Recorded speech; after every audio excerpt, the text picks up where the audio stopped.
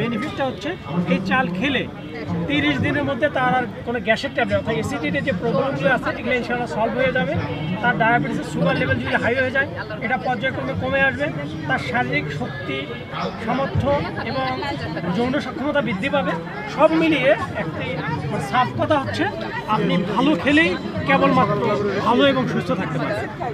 আপনার যে আমরা ড্রাগ নিচ্ছি সিনথেটিক ড্রাগ, এটি খেয়ে সাময়িক আমরা হয়তো সুস্থ থাকবো, ভালো থাকবো, কিন্তু এটা দীর্ঘমেয়াদী কোনো সমাধান নয়। দীর্ঘমেয়াদী একমাত্র সমাধান সেটা হচ্ছে নিরাপদ খাবার। সেটা ঢেকে ছাড়া হতে পারে বা আরও কোনো উপায় হতে পারে, বিভিন্ন ফর্ম আছে, স্ট্রাকচার আছে। আমরা সেসব মাধ্যমে আমরা কিন্তু নিরাপদ খাদ্যগুলো ভক্ষণ করে সুস্থতার দিকে ধাবিত হতে পারি। জি, ধন্যবাদ। আপনাকেও অনেক অনেক ধন্যবাদ সুন্দর একটু প্রেজেন্টেশন নেওয়ার জন্য। আশা করি জনসংযোগ এগিয়ে যাবে, সাথে আমাদের এসএ বাংলাদেশ সেবারে এগিয়ে এগিয়ে যাবে। পাঠকদেরকেও ধন্যবাদ জানাচ্ছি ধৈর্য ধরে আমাদের এই উপস্থাপনাটি শোনার জন্য।